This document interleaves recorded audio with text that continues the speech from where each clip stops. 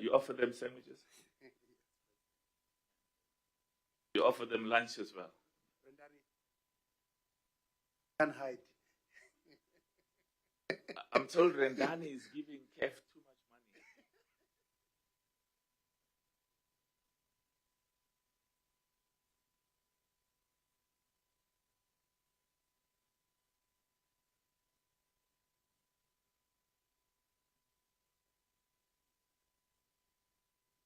Okay, can I just ask everyone else, if you've got a cell phone, just put it on silent, please, if you don't mind.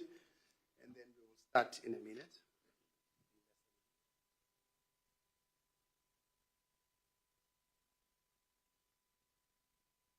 There we go.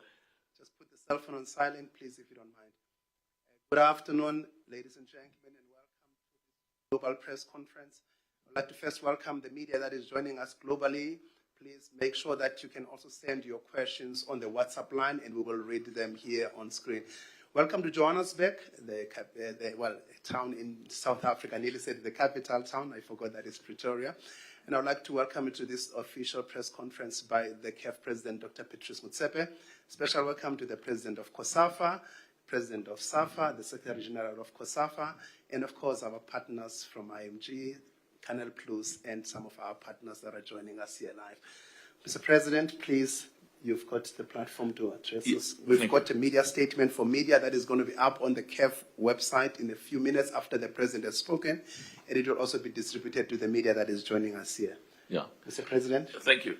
Let me start by expressing my personal deep gratitude to all of you, to the media, local media, global media.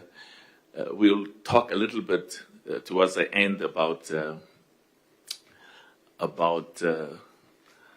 some of the COSAFA and Southern African issues, but we'll focus mainly on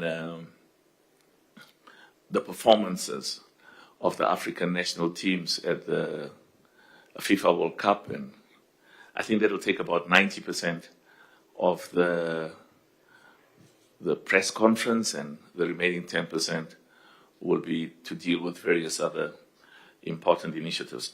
We've prepared a media statement or a press statement that will be released to you as soon as I have highlighted some of the issues, and then as usual we'll take questions. Let me once more just express my deep gratitude to the President of COSAFA for being here. The President of SAFA is with us, and of course all our partners, Channel Plus now. Channel Plus, IMG, and various others. And what? COSAFA as well?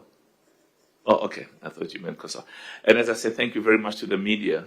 And we've got some of our beautiful fans, and look at the most wonderful football supporter on the continent who makes us very proud. And I see, is it Blankensee there at the back? He's becoming younger and younger, so good. And just once more to express our deep gratitude to the media for the good work they are doing, and also asking questions, and sometimes they have to ask difficult questions which are very important. We have a duty to respond to those questions as best you do. I'm very proud of the media in South Africa, on the continent, and the media has a very unique role to play, of course, in football, but also have a broader role. Now, I'll spend a few minutes talking about some of the important observations, and as I said, usually we create opportunities for questions. If you look at the press statement, as I said, that we will circulate, there are 3-4 issues that are very important. The first is to look at the performance of the 10 national teams in the FIFA World Cup. We're very proud. I'm very proud. African football is very proud. They did very well. We set very high standards for ourselves. We've got very high expectations. Our clear objective, and we are now more confident than ever before, coming from the FIFA World Cup, is to see an African nation becoming champions of the world. I'm more convinced than ever before that that can indeed happen. Life doesn't allow for dreams or plans or expectations which are out of touch with reality. You've got to look at the facts at all times, and at the end of the day, I come from a business background, and my shareholders always say to me, where are the dividends? Where are the profits? Where's the money? And you can give all sorts of wonderful explanations. At the end of the day, if there's no dividends and you can't give the people who've given you their money to make returns and to make money for them, you've got a big challenge. So we've got a clear expectation that until we have that trophy on the African continent, and you can see we came very close. If you look at some of our top national teams, I had the privilege of talking with some of the most experienced, most respected coaches in the world, and sometimes it's important for me to listen more than express my opinions. And one of the common features is that many of our national teams in Africa, their performances reflect that they are as good as the best in the world. Look at what happened between Egypt and Argentina. Look at what happened between Cabo Verde. And they said to me, the population of Cabo Verde, I had my own number. And some people said it's 10 million. No, I don't know how they get to 10 million. It's more like 600,000. It shows that with absolute commitment, investment, training in the youth, and of course unity is also important for us. It's important that we increase the cooperation with our governments on the African continent in each of the 54 countries in Africa. We also increase our partnerships with the private sector, because an important ingredient for success is financial sustainability. It's financial independence. The most successful football nations, not just in Africa, but in the world, have a consistent, reliable, predictable support from the government, but also from the private sector. And I'm confident that that we are making significant progress. It would have been so much more beautiful. So much more beautiful. We did very well. But as I said, it's like many years ago when my son came to me and said, Daddy, I got 60% in an exam and I did very well. I said, did you say 60? Well, where's the other 40%? What happened to it? And he said, yeah, but my friends got 55. Hey, you don't compare yourself with your friends who get 55. You compare yourself with those who got 85, 90. So part of my job, part of the jobs of every president in every one of the 54 countries in Africa, the Football Federation or the football president is to continuously give hope, give confidence, give inspiration, give encouragement, and people at sometimes are not certain, but when they see the success and when they see the consistent success, they then become significantly more confident. Bafana played very well. Senegal played very well. I can say Ghana played very well. Algeria, the two nations that did exceptionally well from an African perspective, and it's purely based on the results, is Egypt and Morocco. The results speak for themselves, but I mean, we are in South Africa, and I'm going to give the message that I give in South Africa, which is the same message I would give in every one of the 54 countries on the continent. I'm very proud of Nigeria, Nigeria's Cameroon. I can say the same about every one of the 54 nations. Nigeria didn't make it now, and I keep telling my Nigerian friends, a World Cup for me, without Nigeria, without Cameroon, and many others, is incomplete, because Nigeria has always made us proud. Cameroon, many others, and a part of what we are going to do now is to work harder than we've ever done before, because in life, if you work hard and you are determined, you succeed. You may not succeed immediately. You may not succeed overnight. In fact, you seldom succeed overnight. You seldom succeed immediately. So I'm enormously confident. And as I have to emphasize, I cannot have confidence that's based in the air without some quantifiable, accessible, objective criteria and facts that justify that optimism. One of the objectives of South Africa has to be, at the next FIFA World Cup, we're going to go to the semi-finals at least, or the finals. You can do that. You can do that. And the same applies to every one of the 10 nations. Morocco went to the quarterfinals. We're very proud of Morocco, because the success, and we're very proud of Egypt, and we're very proud of every single one of the 10 nations that went to the World Cup. Enormously proud.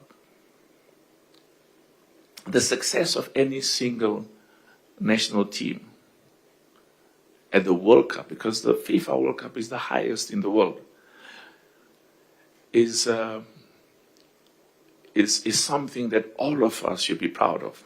Because if any single country goes to the semi-finals or finals or quarterfinals, they uplift the global respect and recognition of African football. So we are going to host a meeting. I'm told that Cabo Verde and some other countries want to host that meeting, where we are going to invite all of the coaches of the national teams that participated in the FIFA World Cup and others. And we're going to invite football experts, former legends on the continent, the smartest, the brightest, who've played at the highest levels in the world. And the purpose of that meeting is to talk about what can we do better? What do we learn from our performances in America and in Canada and in Mexico? Where is the room for improvement? Because we're very clear. And this is a different clarity in our mind, because it's a clarity that's backed up by results. Ghana played well, Cote d'Ivoire played well, Algeria. I mean, as I said, every single one of them. But we've got a clear plan. We've got the AFCON Pamoja next year. Next year we'll be in Kenya, Tanzania, Uganda. I'll talk about it. Enormous progress. And that is the flagship competition on the African continent. But we know that we've got players that are as good as the best in the world. You know, when we grew up, I sometimes ask myself, why do I love football so much? And I think part of the explanation is when I was 5 years old, they sent me to a Catholic mission boarding school very far away from home. And we used to spend 9 to 10 months in a year. Now, when you send a 5-year-old and spends 9 to 10 months in the Eastern Cape, in a place called Elwell North, the only thing we had was football. So at age 6 and age 5, we missed our parents, but we had football. And that inspired us. It sort of took our minds away from missing everybody at home. And I am no different from millions and millions of young South Africans. I must say, I sometimes get a bit jealous when I look at the rugby. The rugby is doing well, but they've got money. And you can't meaningfully succeed without giving confidence to the private sector. And I must say, I'm very proud of the work that Gayton is doing, our Minister of Sports, very proud. Enthusiasm, passion, also put some money.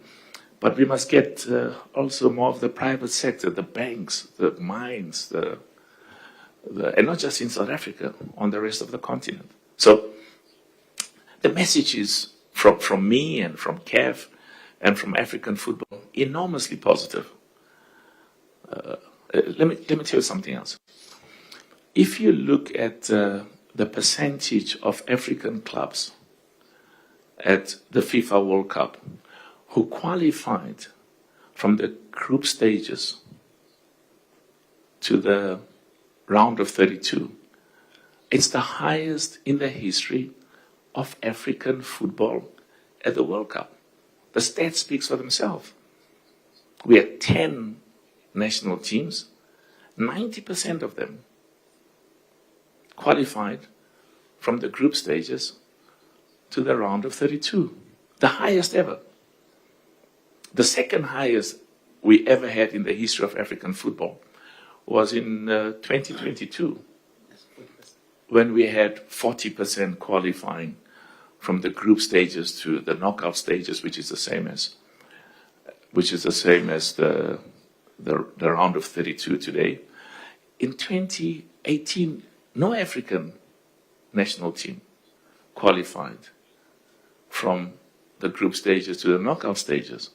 In 2014, we had 40%. So the facts speak for themselves. And let me tell you something else. The only other confederation that did better than us is Europe. You know, Europe had 40% in the next stage, because we had it's all in this document that will circulate. But so there's a reason why we have to be optimistic, and there's a reason why we now more than ever before must be totally determined that we're going to do better starting today. I'm a bit disappointed at times when I am told that the schools football in South Africa is not doing as well as it should. I think that's incorrect. It's incorrect. It's factually incorrect.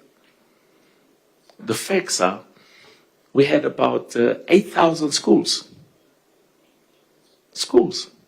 The Motsepe Foundation is sponsoring the K. Motsepe schools football in South Africa. We had about 8,000. And I grew up watching. The first time I got exposed to Kaiser Motaung, at the back of my mind, was when he came to my father's school. I was a very young boy, too young. And he was playing for Orlando High. So when the Motsepe Foundation donated $10 million to the African schools championship, and we've had more than 1 million young boys and girls, more than 30,000 schools in Africa participating in the African Schools National Championship. It's because, I don't want to say the next Messi or the next Ronaldo, because I like them and I'm proud of them. But the next Drogba, the next Eto'o, ngibona uSiphiwe lapha, angithi uSiphiwe bakhona abanye lapha the next Piwe, the next JJ Okocha, the next Sadio Mane, the next Hakimi, the next Salah, is in a village on the continent. Let's tell him there's a good future in football. Encourage his parents. I was showed Lamine Yamal when Messi was showering him, giving him a shower. Now, Africans have got all sorts of explanations that are not, it confuses people, but I just listen. But I'm fucking klein, ich hatte immer noch fun. We go fish away, man. So and Yamin Lamal's father is from Morocco. And his mother is from Guinea Conakry, from Africa. Mbappe, father from Cameroon, mother from Algeria. We have the talent. I don't like chasing a ship or a train that I cannot catch. I like chasing a ship or a train that I know I'll get inside. So the talent is there, enormous talent. Drogba, Eto'o, the list goes on. I should have mentioned names of young football players in South Africa because we love all of them. So we have to leave this meeting with a sense of enormous optimism, but also with a sense of enormous determination, more than ever before. In every one of the 54 countries on the continent, in every one of the 54 member associations, to say, the conclusion we have drawn from the FIFA World Cup 2026 is we've done very well. But the performances of the African national teams there have shown us.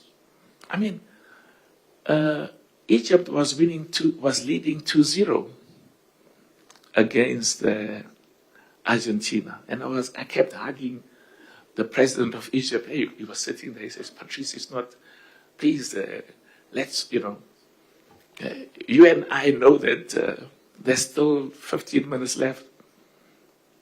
But I must say something else and I don't want to mention names of the top coaches in the world who said, you've got to be careful because you cannot win yourself into success by defending all the time.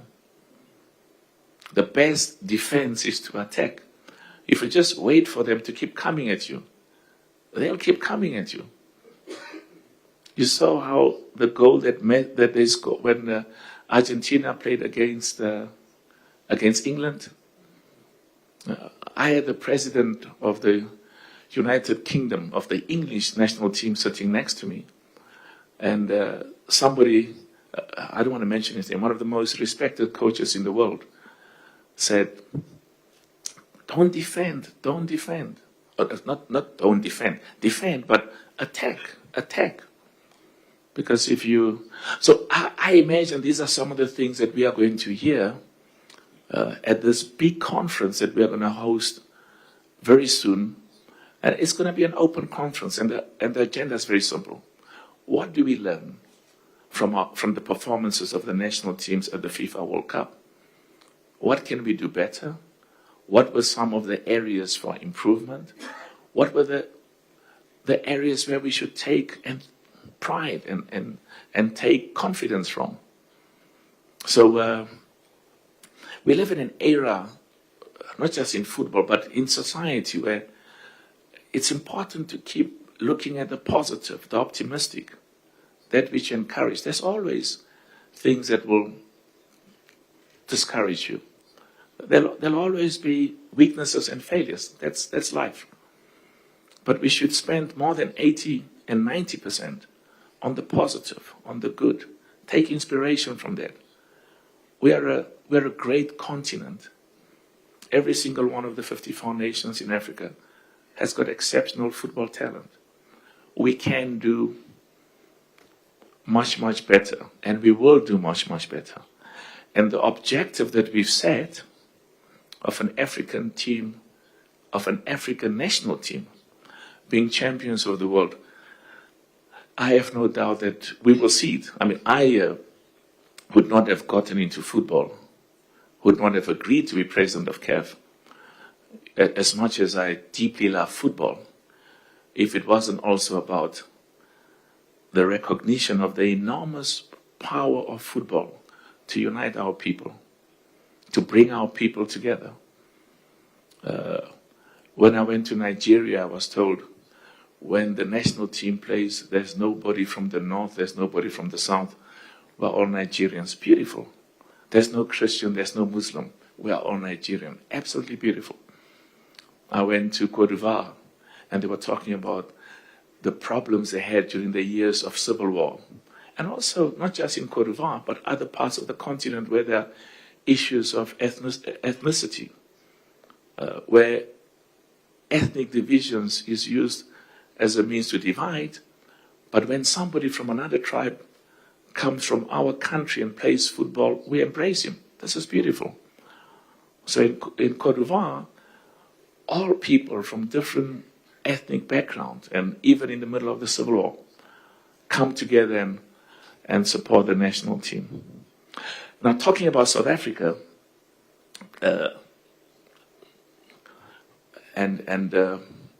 it's always important that there's a clear understanding that my commitment and my obligation is equal to every one of the 54 nations. And what I say about South Africa applies to what I said in Namibia and other parts of the country, where we must all work together to increase the cooperation and the unity amongst all football stakeholders. It's very, very important. We need each other. None of us can succeed, whether it's in football or outside football, on their own. And this is part of my job on the continent to, we've done exceptional. I mean, there were some presidents, some heads of states on the African continent I've known for many, many years. And I'll go and sit with him and he'll say to me, you see, my brother Patrice, the football president belongs to the opposition. And they always vote against me. I don't want to see him. I said, no, just bring him closer. Let's use football to unite our people. Maybe he might just, I can't say he might support you. If he does, that's fine. But the more you reach out to people, and more often you've got to reach out to people who disagree with you and sometimes are even totally opposed to you, more often than not, we come together and succeed. So I'm very confident that we will make enormous progress in South Africa, because I sometimes see what's in the media, and I'm confident, enormously confident. And it's the same message I've given to many other parts of the continent. So I don't like reading press statements. I'm very hopeless in reading press statements.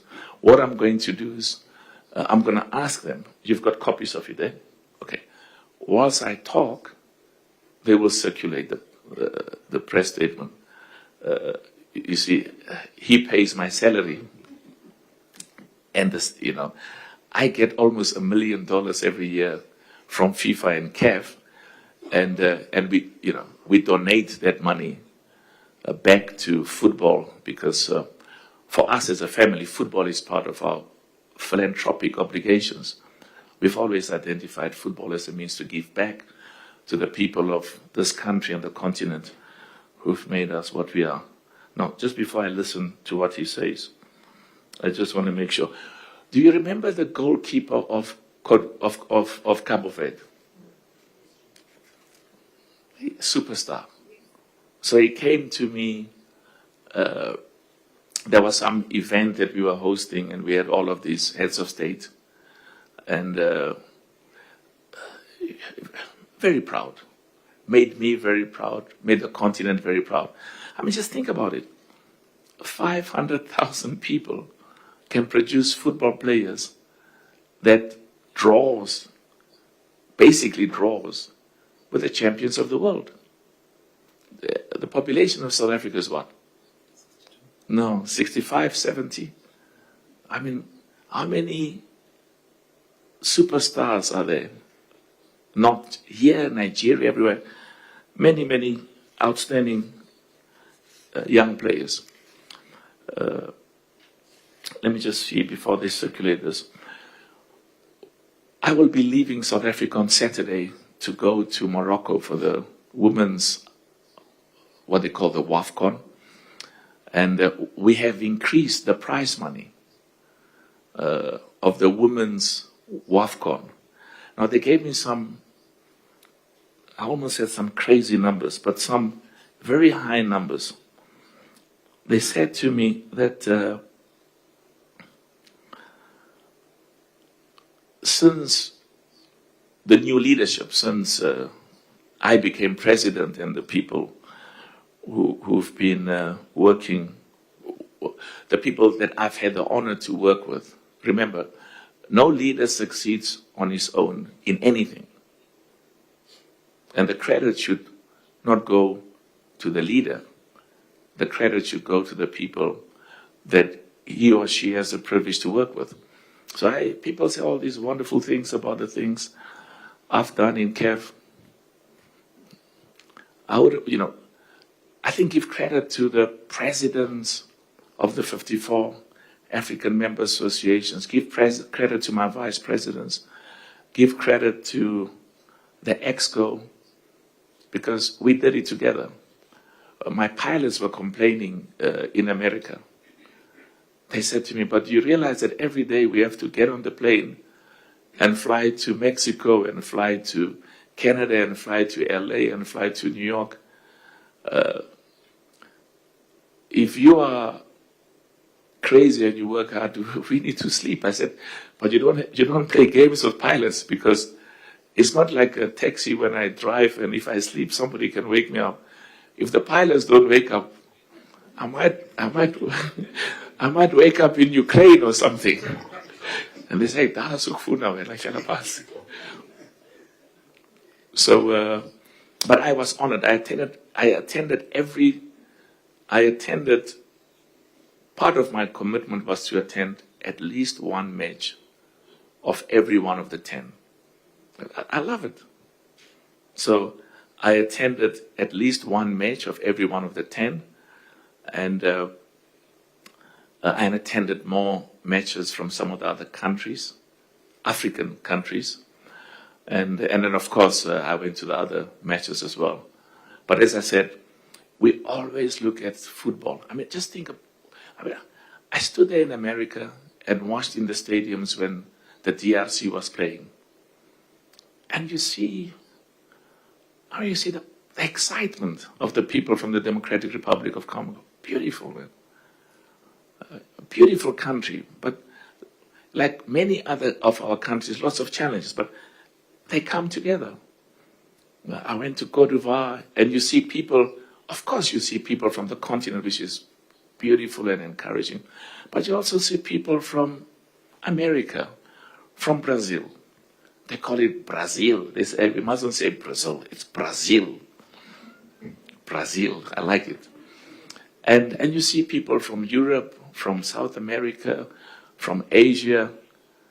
The enormous power of football to bring our people together. I mean, I'm part of that generation that we've got broader duties and broader obligations. When you wake up, I mean, when you grow up, your parents say, go and get a degree, get the degree, of course.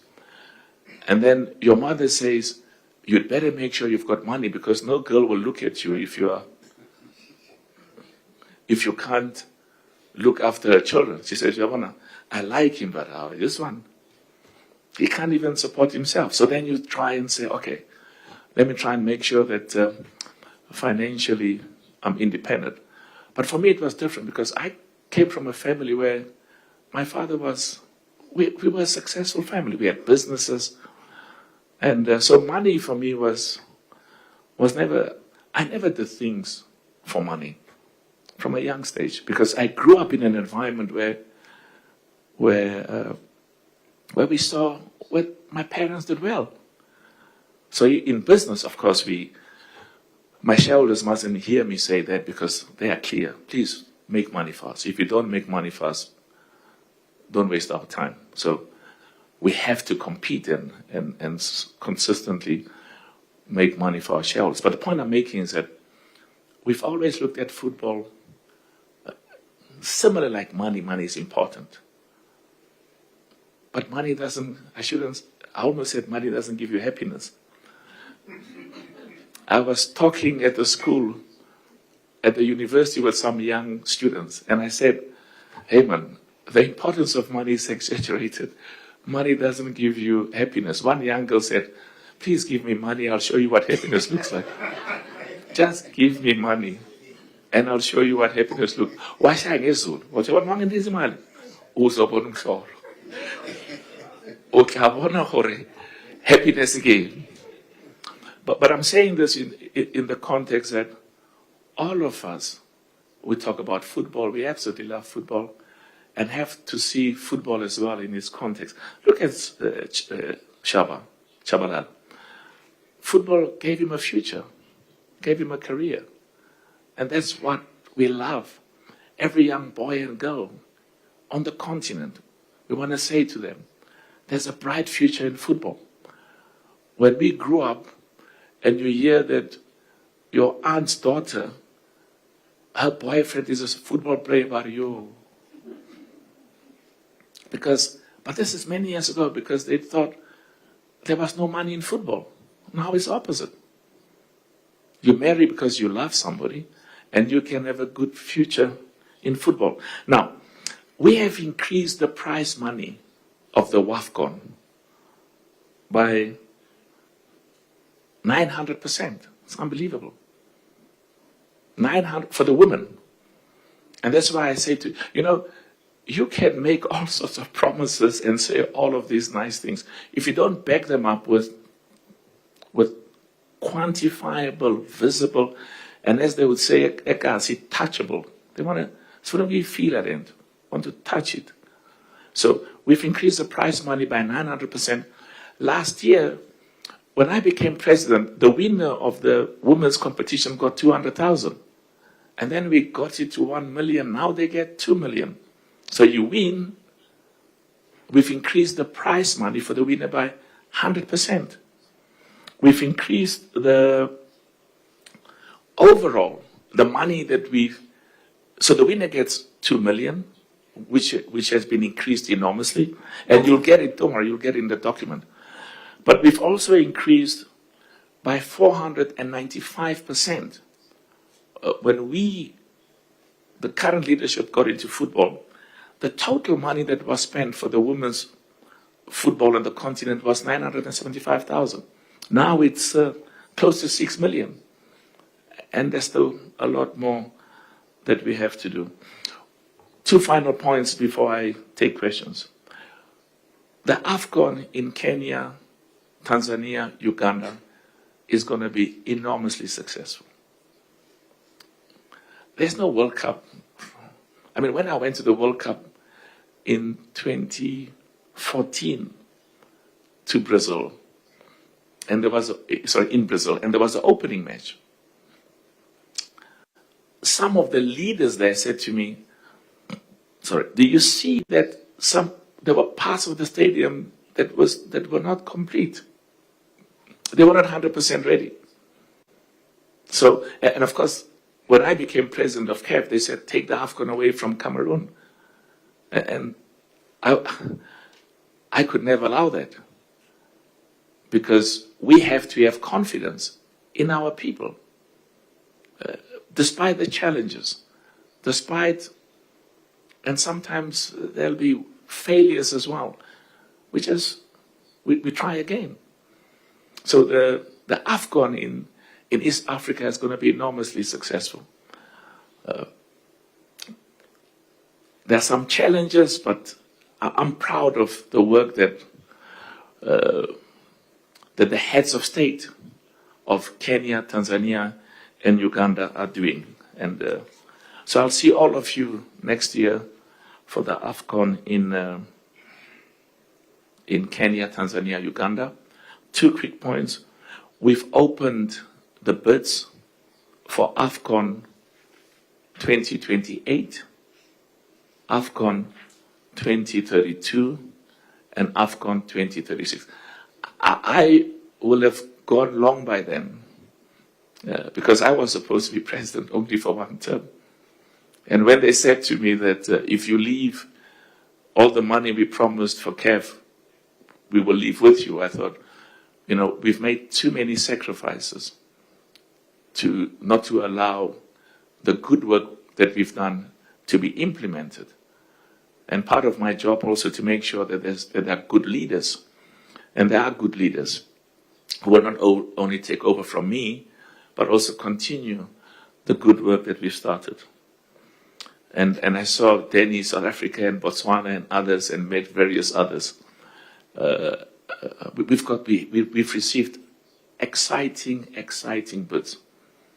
And then, of course, the member associations came to me and said, but President, you see, if you increase the number of participating teams from 24 to 28, it's going to make it difficult for us to participate. I mean, you, Dr. Motsepe, have emphasized that you want every zone to host the AFCON. It's because I've seen what the AFCON does.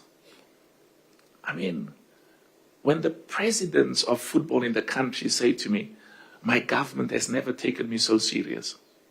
They've never allocated so much money to building the stadiums. They've never made so much money available for hotels, for hospitals. They've never encouraged the private sector to support professional football. We have to support professional football. It's the backbone, as well as amateur football. But we have to support professional football in every one of the 54 countries on the continent and tell the private sector, you know, give them money, invest. You will make more money as the businesses that support, because our people love companies that are there where our people are. So I'm very excited about the proposals we've received. We'll make announcements. And another very exciting thing is the invitation to tender. African football, because of governance, because of ethics, because of transparency, because of auditing practices, the private sector wants to support us because they know if they put money into football, it doesn't go into pockets that it's not supposed to go to. It goes to development for young boys and girls, amateur football, support the Football Federation, support the professional soccer leagues. So we've had a number of enormously exciting, some of the biggest international marketing and agency companies that want to partner with CAF for our commercial rights, TV rights, hospitality. And this is part of the $1 million plan that I've discussed to ensure that every member association gets at least $1 million from CAF. And that money must go to the member association to develop and grow football. Just before I go to the, my apologies, just before I make one final remark, I want to thank Gianni Infantino for the excellent work that he's done, and thank FIFA, thank Matthias for hosting what was the most successful FIFA World Cup in the history of the competition. And they did good work. I'm very proud.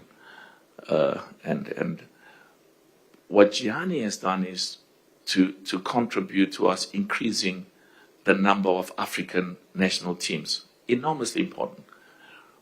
We have to be smart in Africa. We need partners. We've got to work together with the other confederation. It's very important because there are times when we need their votes. So we need friends, we need good partnerships, good relationships. We've got a very good agreement with UEFA to work together on areas where we can develop and grow football. They say that they learn from us. We definitely learn from them as much as we learn from CONMEBOL and from Asia. We've got good ties with CONMEBOL, with Asia, Oceania, CONCACAF, and of course FIFA is our mother body. Very, very proud, and that's why we as Africa and I personally, Gianni has been loyal. Gianni Infantino has been loyal to Africa. He's been loyal to me. So whoever takes over from me, van nobody clear for it. Let me say it in English. You have to have partners. You need to have a president of FIFA who is as committed to African development and growth as Gianni Infantino is. You need that. And then you need to work with others as well, with the other confederations, for the success of football in the world, because we also need football to develop and grow on the African continent. We're going to meet in Abuja, in Nigeria, for the Ordinary General Assembly in November. Nigeria is a proud football nation, and there's a reason why I took it to Nigeria, and there's a reason why I'm looking at some of the countries in Africa, because we have to do something very special in every one of the 54 countries on the continent. As much as we have to do something special in South Africa, in Kenya, in Cameroon, in all over the continent. Okay, I think we can go home now. Thank you. Please, no political questions. Thank you. All right. So they will now circulate because the political questions are boring. I think you are as bored as I am. I mean, when my shareholders ask me political questions, I have no choice. I've got to answer them. And I sometimes start thinking to myself, I don't think I'm doing a good job, because they keep asking these things. So we've agreed, no political questions. We can, and of course, siyawatanda amabhakaniya, amakhosi siyayithanda. I don't know what the other club is. I don't know what. Leya Sepitora angazi igama layo.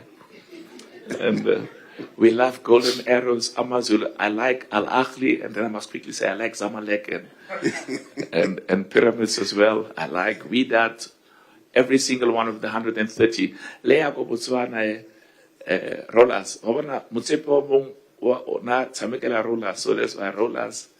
I love all the wonderful teams from all over the country, all over the continent.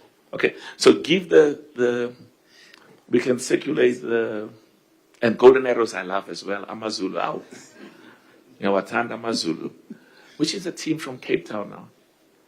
Because, I want, yeah, it's just, I will be in, on Saturday night I fly out to Morocco, but I'll be at Jaden Adams's funeral to express my personal condolence. I mean, really, there's certain things I'm weak at. You know, when you hear these things, oh gosh, it's very painful.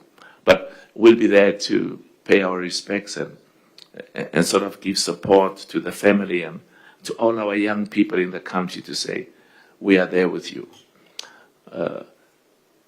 You're going to circulate? 100%. Yeah. So we'll circulate, and then you can read it, and then you can ask questions. And just in conclusion, thank you so very much for all of you being here. And we are going to do great things together. We're going to do great things together. We have the capacity to do great things, to make African football amongst the best in the world.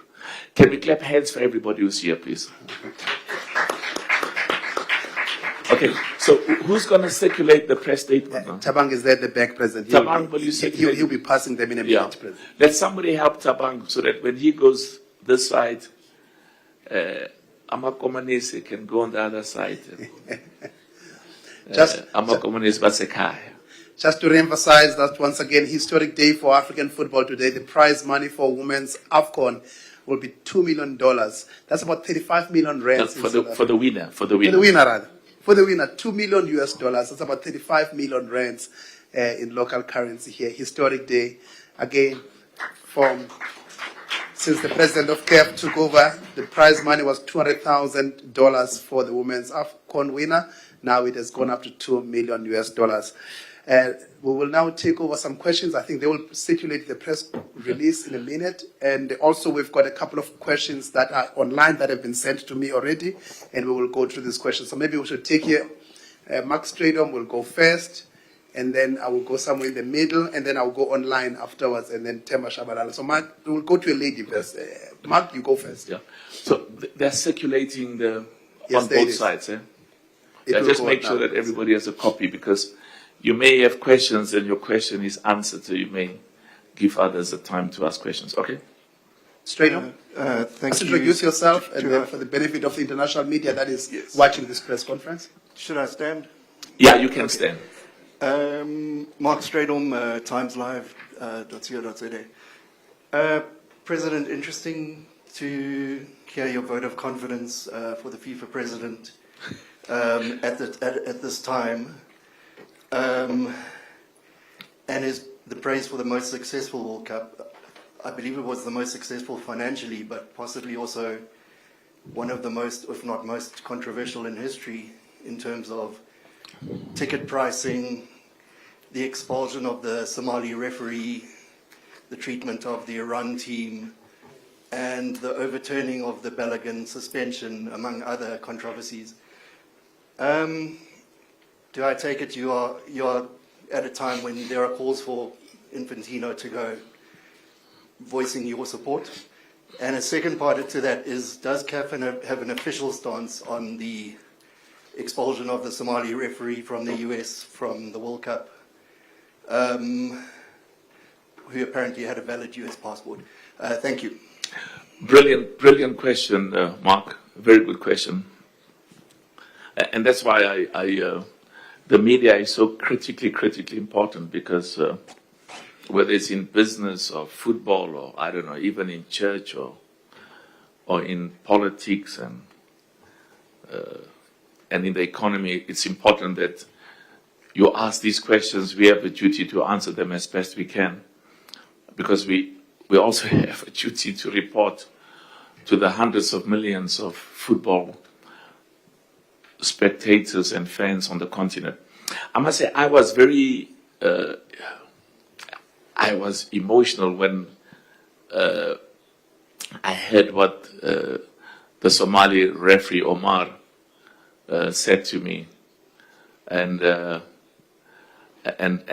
I was also emotional when he was excited, because we said to him, "You are now going to be the referee of the biggest club competition in Europe." And I really want to thank Saffron and thank the UEFA for the discussions and for this opportunity. I'm clear in my mind, because the issue of the circumstances under which a country either allows somebody to come in or not to come in, we've had lots of those challenges. We had the same challenges in other countries on the continent in football, and it's a sovereign issue. They've got their laws and their requirements. My job and my duties is to make sure that we are there to support the Somali referee Omar, and he's our best. We gave him an award as our best referee on the continent.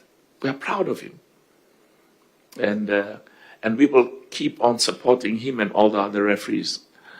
Talking about Gianni,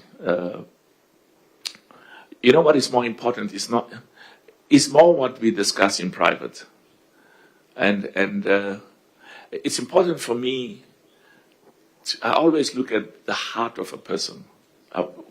We are all human, men. We all have weaknesses and frailties, and we all make mistakes. And I think I make more mistakes than anybody else. But what I like is the deep love for football, the deep commitment to football in the world by Gianni, the support for Africa, and And there are some of the issues that we have discussed, including some of the issues that you have raised. And I'm satisfied that he's always shown the deepest commitment. The deepest commitment. There are rules in FIFA, and we all have to respect those rules. I was laughing when he said that sometimes the FIFA judicial bodies makes decisions that he doesn't like. I thought he got that from me. Because the CAF judicial bodies sometimes take decisions that I don't like at all, but I've got to keep quiet and support them. Because their independence is critically important. And they have to know that they must take decisions that has got nothing to do with whether the president of football supports or don't support. And the people in FIFA who took the decisions you refer to, I've been exposed to, you see the CVs. There's some people there with enormous integrity. And I think the issue for us now is to make sure that we, because public perception is everything for all of us. I can stand as the president of CAF. I mean, let me give you another. The AFCON every 4 years. Now, I know that I'm giving them the same AFCON as it is now every 2 years. Identical. But I'm doing something else and giving them something different every 4 years. But it doesn't matter what I say. And this is the point you made, Mark, very important. It's what ordinary football people, and not just football people, and non-football people on the continent, what their perception is of what we do. And it's important that CAF, and I know that FIFA as well, we're all committed to make sure that in the minds and in the perspectives of ordinary people in Africa and worldwide, we are seen as an organization that upholds governance and ethics at the highest levels. I'm going to be more brief because that's a very important question you asked, and I had to try and give as much explanation as possible. So the next questions, the answer is going to be yes, no, yes, no. I'll go to Vidil, and then afterwards I come this side to Mbali. After Mbali will be... I hope Mbali is a lady, because you must give ladies time as well. After Vidil, we'll go to Mbali, President. Yeah. Yeah, thank you. Yeah, I'm here, President. Good to see you. Yes. Uyazi mina bengidlala i-rugby, hayi ibhola nje, Aliwal North. Uyakwazi eDordrecht? I was a Bishop. Uyakwazi eQueenstown? And I wasn't. Galvandale, I mean, it keeps telling. Anyway, continue. Yeah. President, just a question I had asked you before, but I see now it's gathering momentum up north on the expansion of CAF interclub competitions. Apparently, you've received a request from Egypt. Can you please expand on that? Is it something on the table? Are you doing it this season or next season? It's a very good question, and I think if we receive any request, we've got to look at it and discuss within EXCO, and EXCO is the most authoritative, the most senior body in CAF, and we have a duty to look at every proposal and take decisions based on what's in the best interest of football. So I think I've answered you now. Thank you. What more would you want me to say? That was very short. Yeah, I hope you are happy with what I said. What do you want me to say? Expand. I've expanded as much as I can. Let me be more direct. Decisions of this nature have to be looked at by EXCO, and EXCO has to take the decision. And we have a duty to look at every proposal that we receive. So the Secretary General is not here. That proposal will be submitted to EXCO to look at and to take decisions based on what's in the best interest of football. It's our duty to do that. Thank you very much. Next question. Mbali? Good morning. Always also say which media organization are you from? Good morning, Mr. President. Good to see you, Mbali. Mbali Skiti from Supersport / Canal Plus / Okay. I'm told this / goes to increase in salaries and wages. I like that. Okay. Of course, after WAFCON, the focus becomes the AFCON, and of course, there's still that matter of contention with Senegal as well as Morocco. Now, we know that we are expecting an outcome from the Court of Arbitration between September, October, somewhere there before the end of the year. Based on the outcome, Mr. President, how do you think that will affect then next year's tournament, maybe the officiating or just the morale around the teams? Will there be any changes based on just the outcomes, and how will it affect? Yeah. Very good question, Mbali. Very good question. The process is now before CAS, and whatever decision CAS takes, we will respect and implement. I mean, look at what happened at the World Cup. Decisions that referees take, there's always a contestation. What we have to do is to learn from what happened, and we've already passed laws to make sure that what happened in Morocco never happens again. And also keep engaging with the referees, VAR, match commissioners, to make sure that the rules and the laws are very clear. And because at the end of the day, what ordinary football people think on the continent about the results is critically important. The integrity of the decisions that are taken. And there must always be a clear perception that you win because you are the best.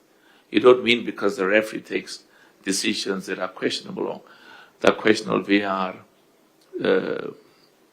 decisions that are taken. So I'm very happy. We've had lots of discussions, and I'm told that what I said was I'm sick and tired of answering the same question. It's not totally correct.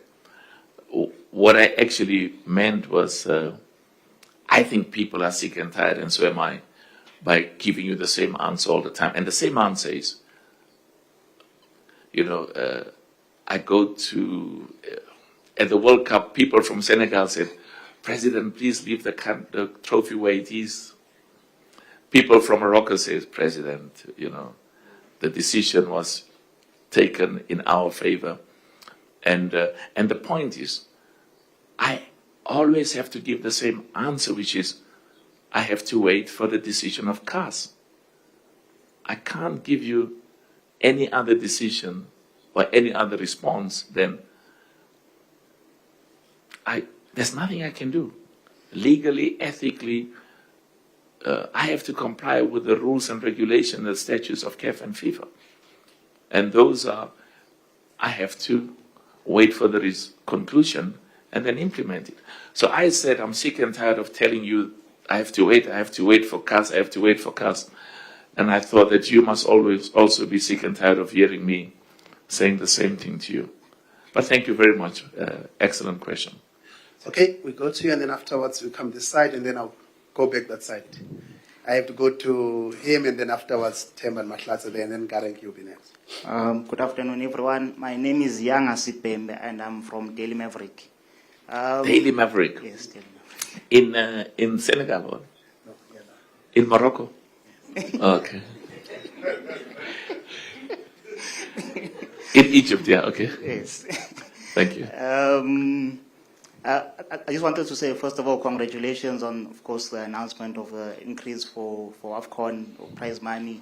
But we know that the past two AFCONs have also been postponed. So my question is, do you agree that CAF can do better in terms of disorganizationally for women's football and tournaments like the AFCON? Thank you. Brilliant question. Brilliant question. I think part of how you do better, or how you move in the right direction of success, is to recognize the weaknesses and things you can deal with differently and better. But let me tell you, we gave the AFCON to Morocco. And when there were matters concerning the hosting of the AFCON, I received many other proposals from other countries who said, bring the WAFCON to us, bring the WAFCON to us. And we have to behave in a manner that is ethical, that is principled. It would have been incorrect to take it away from Morocco, because when we had opened the tent and said, come, anybody wants to host, because I'm clear in my mind, I want the competitions. I want every zone and as many countries as possible to host these competitions. So when there were these challenges, we had to engage to make sure that that we maintain the ethics, we maintain the respect, the mutual respect, and I would even say the mutual trust. And could we have done better? Absolutely. But we did the right thing by not having it. It was supposed to be in February. Yeah. The same thing, what is your name again? Yanda. Yanda Masekai. And goes. Yanda. The same thing with the CHAN in Kenya, Tanzania, Uganda. It was supposed to take place last year in February. They were not ready. I could have taken it away from them, but that would have been the wrong thing to do. And we had to be there to support and work together. They spent so much more money between February and August last year to have this big competition in those three countries, and we've benefited immensely. We've learned as well, but it gave us a prelude to what we should do and the challenges we might be confronted with next year in June, July. So I'm very happy, and we are all in CAF very happy and excited that we've done the right thing. Besides, if we had it in February, we wouldn't have been able to significantly increase the prize money as we have now and get lots of focus. Women's football is crucial. And, it should not just be, we shouldn't pay lip service to women's football. We should do more than pay lip service. And a 900% increase in the money we are allocating to women's football is a substantial expression of confidence and commitment. But thank you for the question. President, if I might go to the WhatsApp questions from international journalists. One is from Mauritania, Ahmed Lamam from Mauritania. He writes, Mr. President, African referees officiated only in 11 out of the 104 matches at the World Cup, raising concerns about the treatment of African referees. How do you respond to this, and how can we ensure that more African referees are officiating at top matches? Very good question. Obviously, I want as many African referees as possible to be at the World Cup and to officiate as many matches as possible.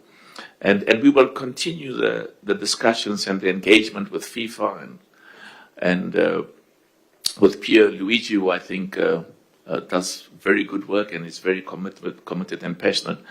And I've had that question asked and raised by many people, and I can assure you that that those matters have been discussed, and I'm confident that there will be significantly more African referees. And part of that is to continue working together between CAF and FIFA to keep training, keep supporting, keep uplifting the standards and qualities of African referees. African referees are as good as the best in the world. My apologies. They're as good as the best in the world, and we've got lots of confidence in them. And they should be there at the highest level in the world. Of course, if an African nation is in the final, we will not have an African referee there. But I want both. Let's have the African referee. We want to see African referees, as many of them, at the highest level at FIFA competitions. Next. Just another question from Nigeria, from Timothy from Nigeria, President. He writes, good afternoon, Mr. President. Congratulations. Did the performance of the African nations at the World Cup reinforce your belief that CAF's current club and national team competitions are adequately preparing players for the world's biggest stage? Absolutely. You see, I have to guard jealously, about the quality and the global competitiveness of our club football competitions and our national team competitions. And that's why we've allocated, when I became president, CAF was in debt to the amount of $150 million. We owed $150 million. We now have $150 million in our bank account, but be careful. That money is not supposed to sit in our bank accounts. It's supposed to consistently be allocated to the member associations, to football for boys and girls, to training of referees and coaches, and so you will see from our financial statements we keep as little money as possible on our balance sheet, because the money is not supposed to be in our bank account. It's supposed to be used and spent on the ground. So the performances of the African national teams at the FIFA World Cup reflects that the quality of African football. Look, Egypt was winning 2-0 against Argentina. Cabo Verde drew with the champions. And he's from Nigeria. Nigeria has got some of the best players, not just in Africa, but in the world.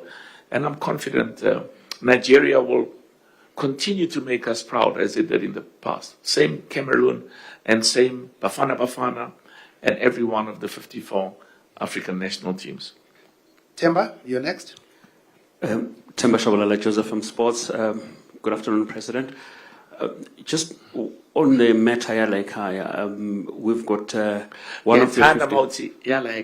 because abanye bangazi ukukhuluma inkulumo yala ekhaya bazi ukuthi ukhuluma ngani. All right, one of your 54 regions has got elections coming up, which is South African Football Association. Just your word on that, the presidential elections. We saw, campaigns are now underway.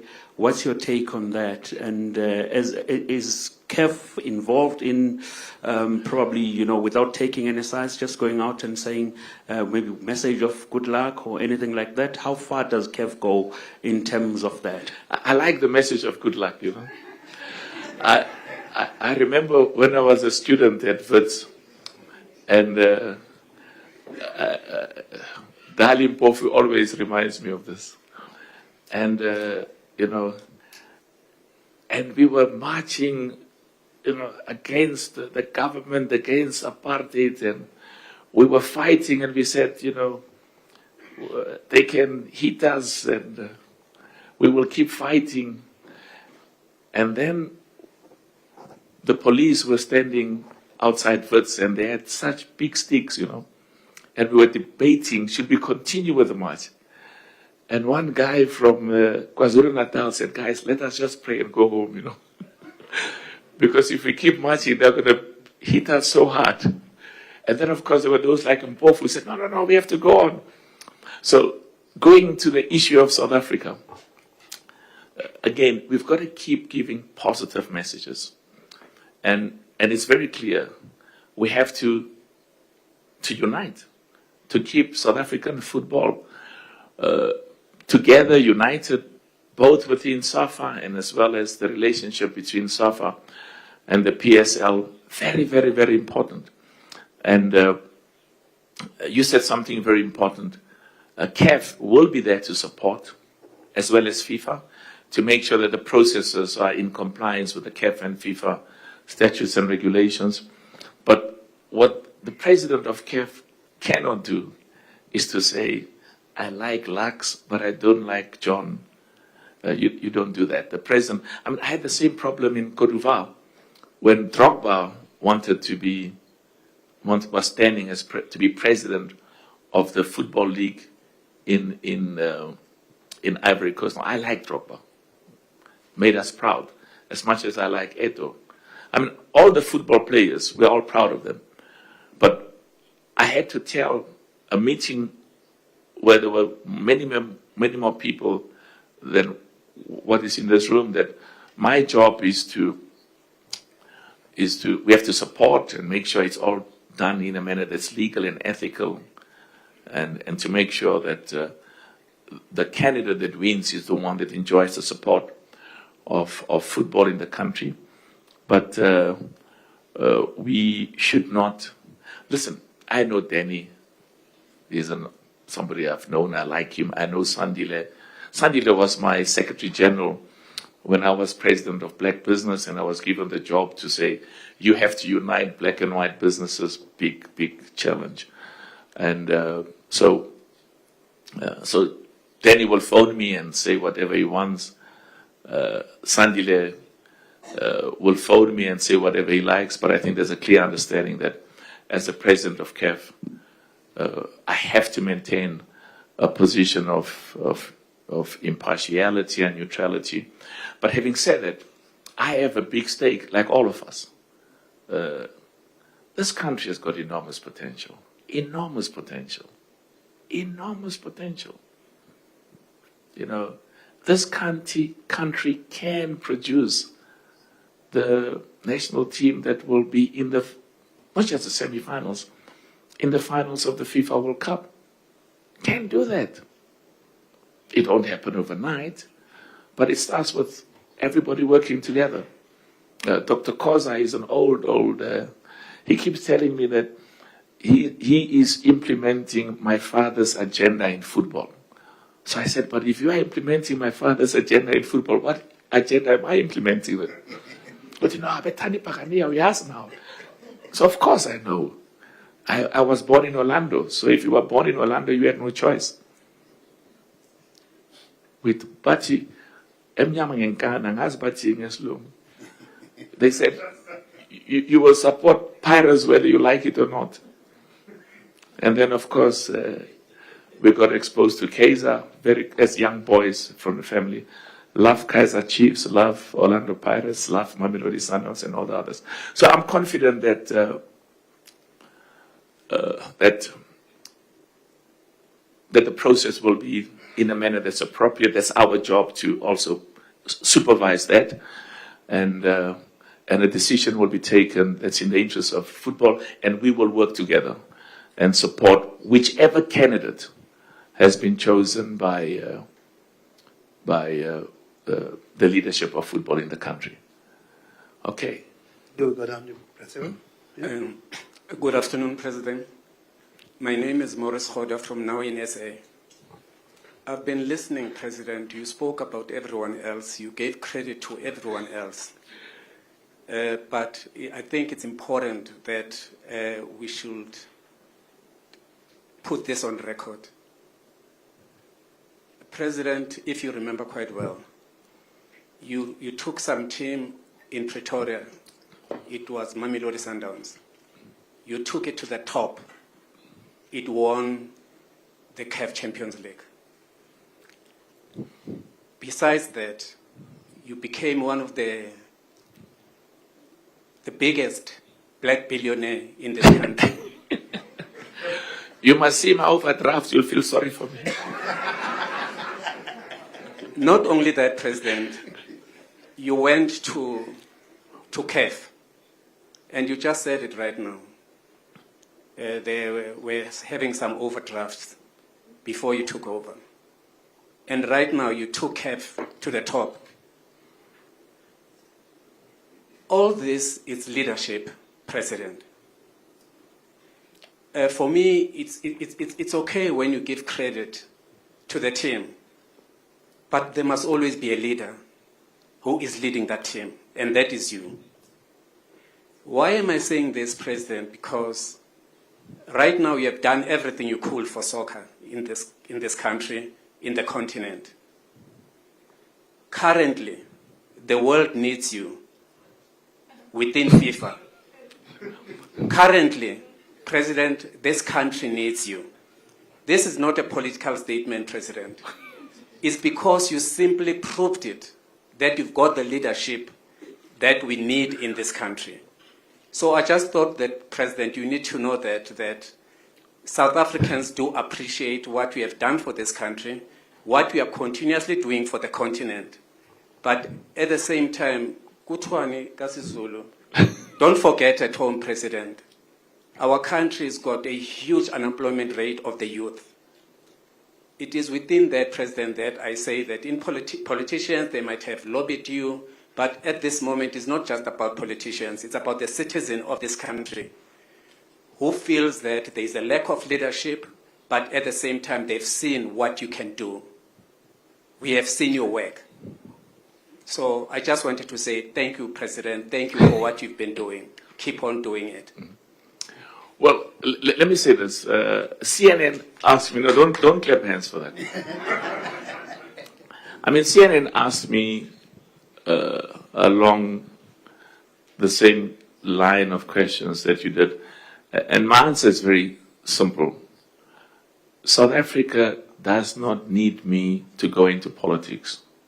There are many very capable, very good leaders in this country. I don't want to mention names. I've had the enormous privilege.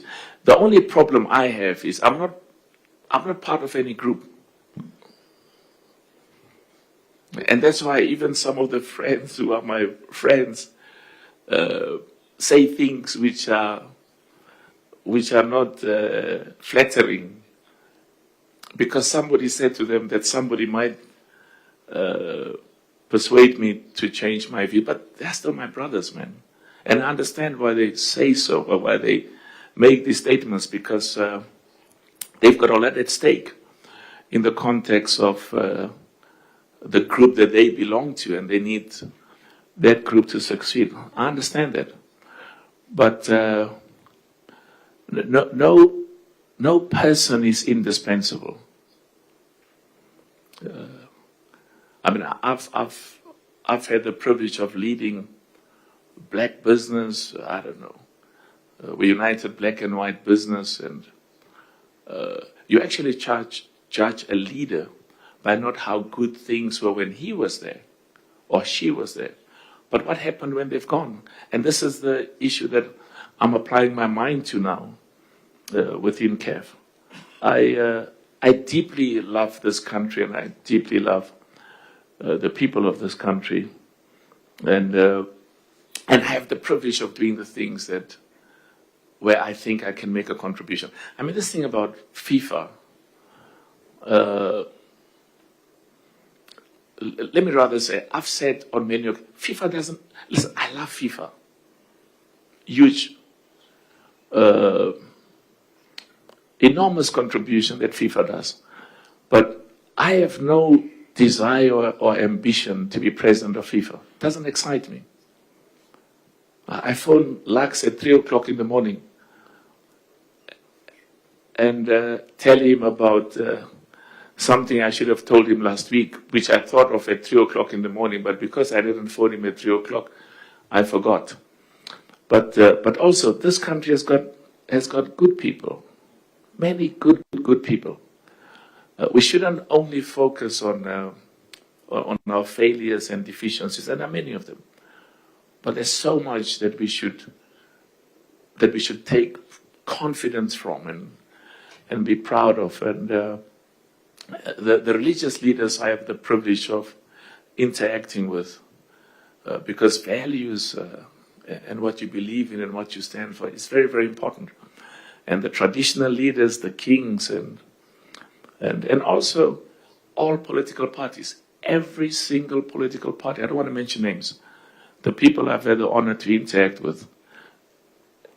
And it's easy for me. I mean, I can stand by the sideline and say that it's like football, for example. When they came to me and said, we want you to be considered being president of CAF, one of the leaders said, it doesn't even come to meetings of the football board of governors. Because I don't need to go there, because you've got Irvin Koza and Dr. Koza, Dr. Mutau, people I love. I've got a long history with both of them, Mato and various others. Good work. And the work that has been done in SAFA, under Danny and various others, let's look at the good. You'll always find things to criticize, because it's society. But I want to conclude by saying that my biggest contribution is when I have the capacity to keep engaging, as I'm privileged to, with all leaders of all political parties, because no political party can take this country forward on its own. The voters have shown us that. So let's think about the poor. Let's focus on the poor and the unemployed, and we will all do much better. Let's go back to football now. Thank you, President. We'll take a question here in the middle. Good afternoon, Mr. President. Football question, eh? Yes, it is indeed. My name is Claudio Fosu. I'm from GFE Sports in London, UK. Mr. President, thank you for what Africa football has become under your leadership. The World Cup has showed the world what you've long believed about this continent. So at the moment, we're building GFE, which is a global football ecosystem outside of the UK. And we're connecting African players, coaches. I don't want to interrupt you, but it's people like you that makes me proud, eh? I mean, this continent has got exceptional young, talented people like yourself, exciting ideas, new things of doing things, and we must see how we can work together and support you guys. Definitely. Thank you so much, Mr. President. So, as I was mentioning, we're connecting African players, coaches, and academies straight to global sponsors, clubs, investors, media, and educators, so our talent is seen at home and schooled whilst it's here. How receptive do you believe the continent is, especially in South Africa, to building an commercial bridge between Africa and Europe, where for once the greater share stays on this side of it, and where you would have our start? Yeah. Let's clap hands for him, man. Come on. Yeah. Because I see even those who compete with you clap softly. But you see, this is the point. There are certain things we cannot do immediately, but there are so many things we can do. And sometimes we don't even recognize that. So you must talk to Lux. I can tell you, CAF has got enormous infrastructure networks, but they don't use those networks and those partnerships with business to the benefit of young leaders like yourself and others. My brother there, who spoke earlier, and thank you so much for your wonderful remarks. The point I was going to make is that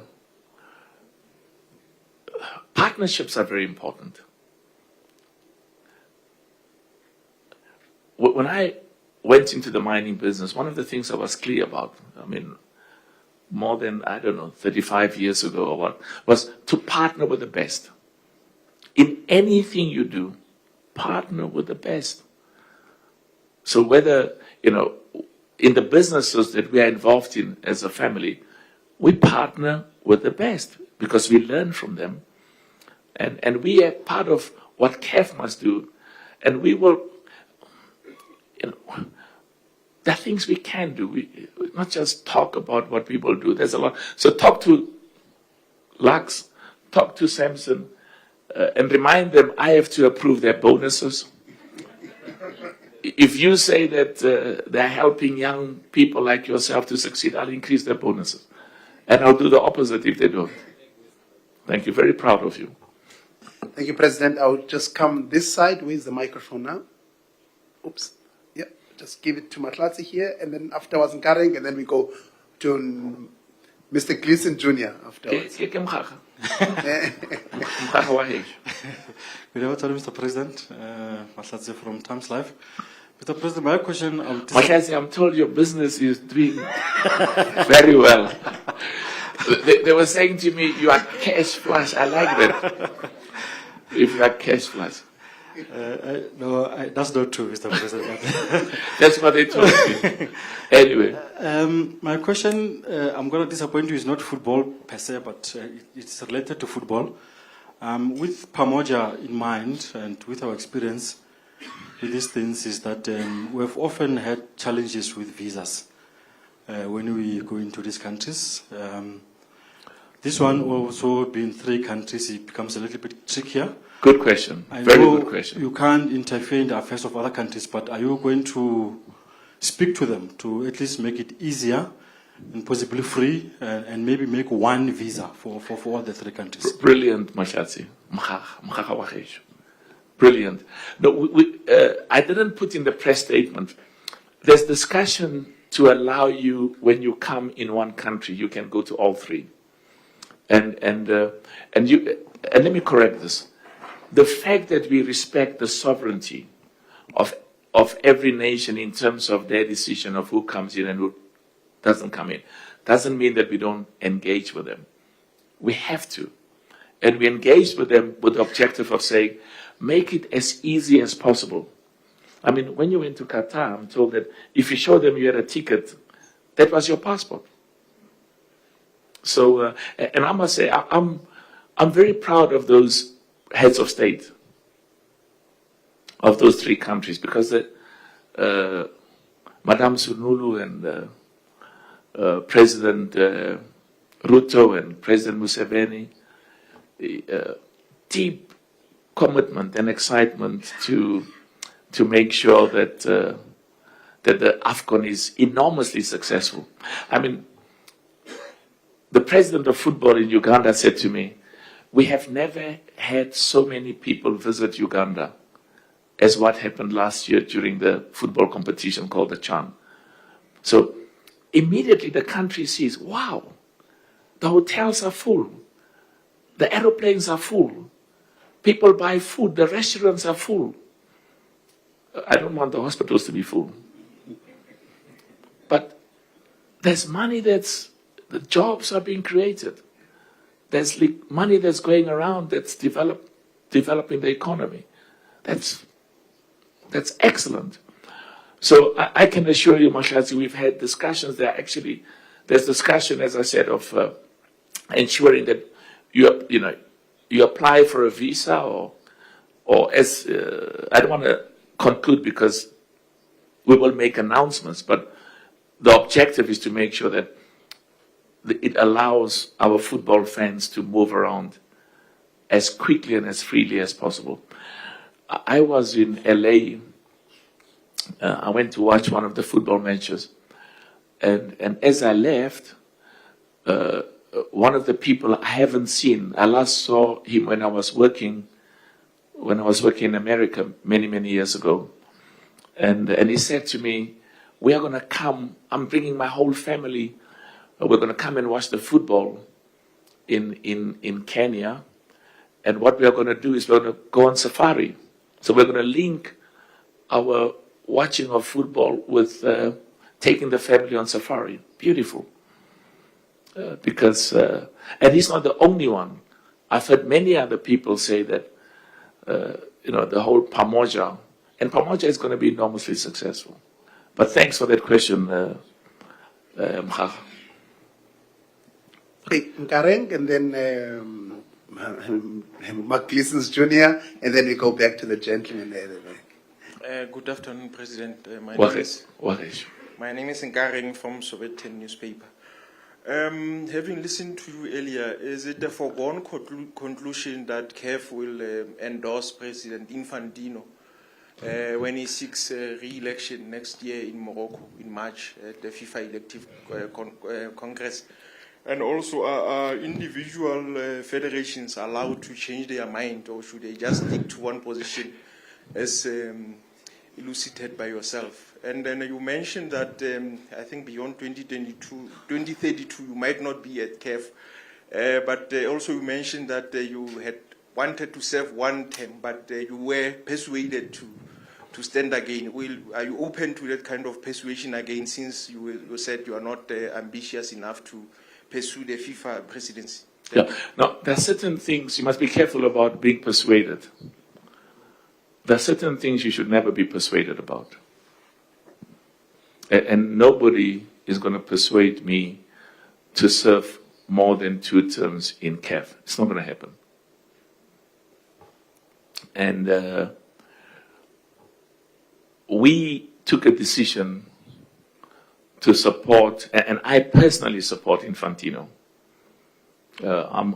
He's not just a good friend, he's a loyal friend. He's loyal to Africa.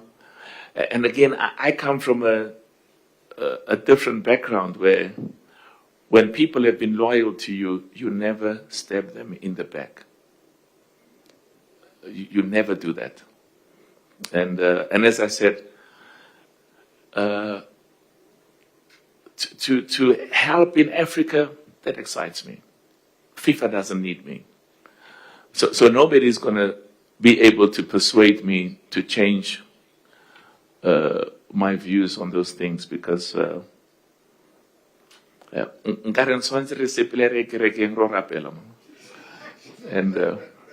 but also because there are other people who are very good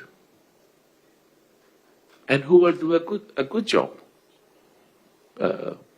We've got to be careful that we don't we don't start focusing too much on certain individuals. Everybody makes a contribution, but this country has got. Raise your hand and become president of whatever you want to, and you. Ngaren used to write beautiful articles about me,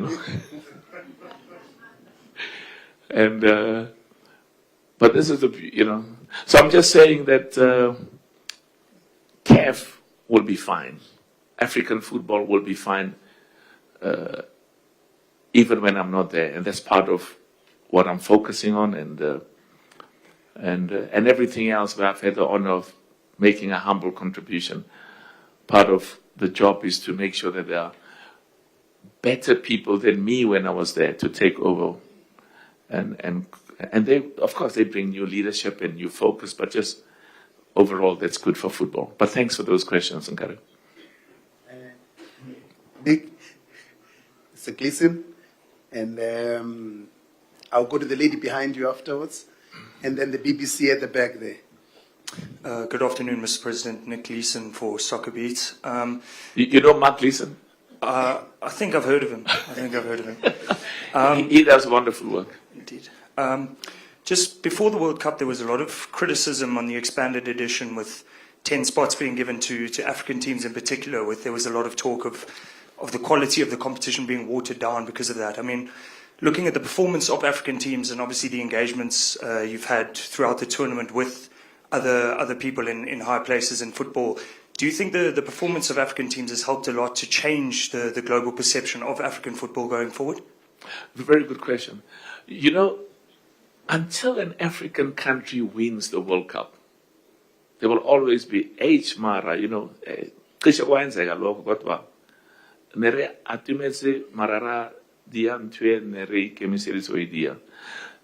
that was the Arab version of what we are saying. So we have received so much respect for how the African countries played. And we have to look at the psyche of our country as well. And this is so important. So important. The psyche of our country, but also the psyche of the continent. There's so much for us to be proud about, to be inspired by. And look at the good. You will always find good. And sadly, you'll also always find, weaknesses and challenges. And people look at how we failed in the past and say, we are destined to fail forever. Remember, we come from a country where they said that, that there was going to be civil war. And of course, we come from a difficult past. But I think the feedback I've received from top football leaders in the world is that the Africans made us proud. And they could even have done even better. I mean, we were leading 2-0 against Argentina. If we just told the ref, we can't tell the referee, stop the game, let's go home. But just, and we will learn. So we've gained so much more respect and recognition. And I can tell you, I think at the next World Cup, I will not be in football. I will not be in CAF anymore. when the next World Cup, I'll go to Morocco as an ordinary football spectator and a football fan. But I think Africa will do even better. Even better. I'll go to the lady. I'll take the last 3 questions because we're running out of time. Okay, and thank then you. I'll go to you and then to BBC afterwards. Okay, thank you. My name is Cindy Swamkuteni, and I'm representing the civil society, the church community. Amen to God. Amen. Amen. So I think what CAF has demonstrated is the power of God. I don't know if you believe in God, whether you're Muslim, whether you're Christian. What happened at a global stage can only be God enforced. However you may have trained, however you may have the diligence, however you may have the best players in the world, God is the center. And I really appreciate the demonstration of your leadership, CAF President, but also I want to give God a round of applause. I will clap to that. Thank you. I stand because I have one question, which following this godly appreciation, you've got the conference coming up. There's people like myself who are entrepreneurs in the ICT industry, but very passionate about football. We are also, we pray for football, believe it or not. We pray for unity because football is able to unite presidents. Football is able to bring cohesiveness. Football is the reason for development. And so it is not only the playing field where we see success in football. I think there's a resonance and ripple effect. You have the upcoming conference. What is the allocation for civil society? Brilliant question. Correct. Brilliant. And what is the allocation, the number? Thank you. I mean, just listening to you, something went through my mind. I spoke about the Catholic mission school I went to when I was 5 years old and spent 10 years there. They used to wake us up every morning at 6 o'clock and we had to go to church. Whether you like it or not, you had to go to church. Every night before we went to bed, you had to go to church. For me, those were, that's why I said they were the best 10 years of my life. But I like this. It's so important that and let me say that, you know, values, what you believe in, just simple things like basic things like honesty, integrity. Treat the next person the way you would like to be treated. Don't lie. I don't know. Don't steal this. Those things are embedded in God, Allah, and it's very, very important that we all grew up in families where some Sundays we went to church and we should put God and Jesus Christ at the center of what we do. Now, let's go to something that crossed my mind whilst you were talking. We should have a conference where it's talking about how can people make money out of football and bring all of the football stakeholders. But this reminds me of the days when I was president of NAFCOC and would have meetings with thousands and thousands of businessmen and, Dr. Sam Mutswenyane, Umshengu Walais, Uchabalala, and Maponya. And there is so much. I mean, football is a multi-billion-dollar industry.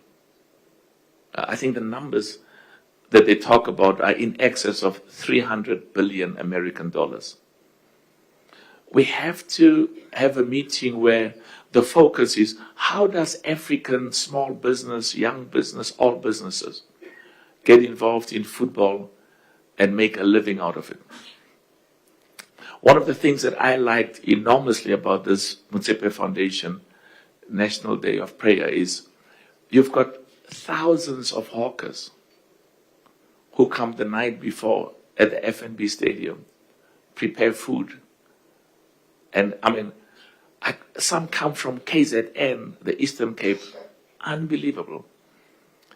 they come just for that day of prayer because they make so much money selling food to our people who come on that day of prayer. So we should look at, and I think the football, when there's a football match, I think our hawker self thinks as well outside. I'm not talking about the sweets because you spoke about the tickets in America. I mean, I spent so much money, Mark, buying tickets. A lot of very, very, but these were the sweets, where we had these partners and others who we want them to support football and sponsor football. But it's a brilliant idea you raised, because in everything we do, Lux, and you must tell the Secretary General. The Secretary General is in Morocco, because acting Secretary General, I'm always reminded, they say, please don't say Secretary General. He's still acting. He does such wonderful work. He makes me proud. But we should make our events create opportunities for business people to grow their businesses, to partner, to make income. That's a brilliant idea. We should implement it. I've taken note of it, President. Yeah. I've taken note of it. I'll take the last three questions, and then we have to close because they have to leave us in the media very soon. I'll go with you. Very brief question, the last three questions, then afterwards I go to BBC, and then I go to the gentleman at the back. Very brief. Thank you, President. Temoso Mokoena from Now in SA.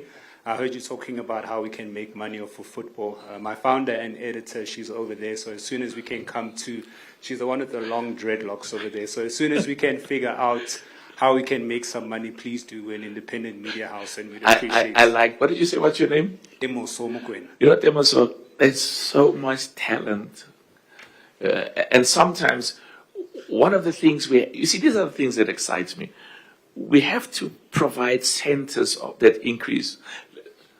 In I think 2011 or something, they asked me to be the first chairman of the BRICS Business Council of the 5 countries, China, India, Brazil, and South Africa, and Russia. And one of the things we did was just what you're saying, is we have to create these centers to allow interaction with the objective of entrepreneurial financial transactions. But we have to make them happen. And we will come better and better the more we make them happen. So continue. No, thank you very much. I'll make sure that we speak to Lux after this. Thank you very much. President, I've heard a lot has been said this afternoon. You spoke about unity, you spoke about perception. What is the responsibility of CAF in terms of protecting our players? I ask this because currently in South Africa we're dealing with xenophobia. It's not only something that's happening in real life, it happens online. For example, we can make an example of Imi Okon, who suffered some of the worst abuse online from vigilante groups such as March and March. Now, we face a problem where we're going to have clubs and also countries going to go play in Africa. We can't really separate what's happening because now, in the hospitality industry, tourism, South Africans are being chased away from these establishments because of these groups.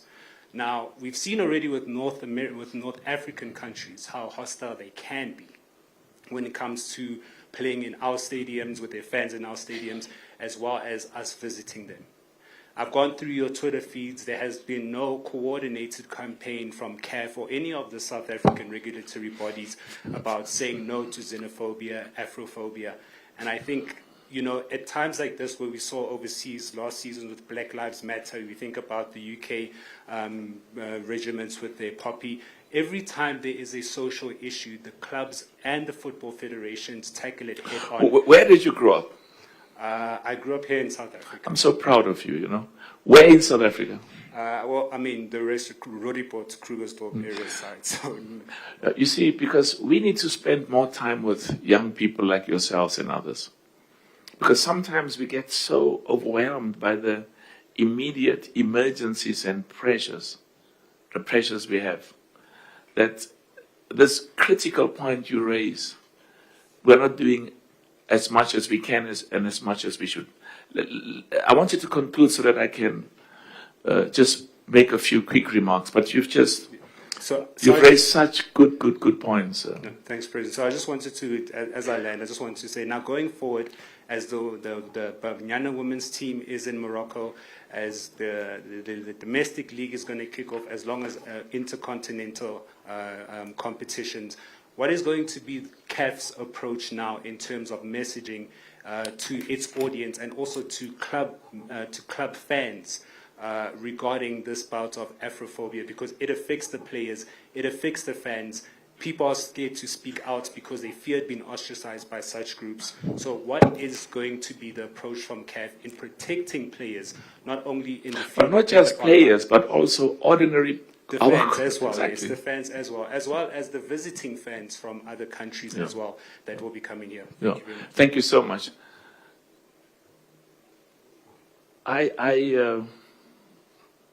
I've always liked Thabo Mbeki and various other leaders. The same applies to every other leader who was in the ANC and those who are not part of the ANC. And I've always had enormous respect. And the reason why I mentioned Thabo Mbeki is because of what he said about xenophobia. And I think it's correct to say that what Julius said as well, Julius Malema, very good. Very, very good. Now, let me clarify 2 points on this issue of Afrophobia and xenophobia. Illegality in all its forms, we will not tolerate, we reject. Illegality. And that includes illegal migration. I mean, nobody, and of course criminality as well. We are totally against illegality in all its forms, as well as illegal migration. And that's very clear, and we should put that aside. And then there's a separate issue. And that separate issue is when people legally come to this country, something weird is happening in other parts of Africa. You come from outside the continent. You're a tourist. We welcome you. You're a tourist. You're not coming here to take people's jobs. Because our job, of course, as a country, every country in Africa, your first obligation is to your people. Without a doubt. The number one obligation of the government of South Africa is to create jobs and create a future for its people. 100%. And any form of illegality, whether by our South Africans or people from outside the continent, should not just outside the continent, outside the country, should not be tolerated at all, under any circumstances. You've got to take effective legal action and ensure that there's a huge amount of respect for the law, non-negotiable. But, for businessmen like myself, South Africa has no future. And we'll talk about it in the context of CAF and football. We have no future as a country. I meet the top businessmen, the top politicians, the top heads of state in the world, have done so for the last 30, 35 years. We have no future if we don't partner with the continent. And it's politically unpopular to go and educate our people, to say to them that we are all Africans. And Africans means whether you're white or black or green or whatever, we are Africans. And we are enriched by the different cultures, the different languages, the different ways, the multiracial, multicultural appearances of our people. But you will never be able to create the jobs that we need in this country and create a bright future for all our people without taking out the negativity and educating our people to realize that we have to interact with the continent in a manner that's mutually beneficial. I mean, something weird happened about 20 years ago when I was hosting one of my children were being baptized, and we had invited many of our relatives and other guests to be there at the baptism. And as one of the families were leaving, some guys came in a car and said to them they wanted to rob them. And they said, but now we see that you are South African, and because you are South African, we're not going to rob you. I mean, there should be no robbing at all. But we thought that you were foreigners. And because we thought you were foreigners, we wanted to rob you. So, and that's why young people like yourself and others, the concern about our people not getting jobs is a legitimate concern. And we've got a duty to do that. And of course, there's also an equally legitimate concern when some of our businesses don't employ South Africans, but employ people from outside the continent because they give them, because they are prepared to accept low wages. It's wrong. But we will, we have to do the right thing and educate our people and say to them that illegality will not be tolerated. And we will also, from a CAF, we will issue those statements. We have to say, we support the cooperation, the working together of Africans on the continent. We will not tolerate, we cannot support illegality. We cannot support illegal migration. You cannot.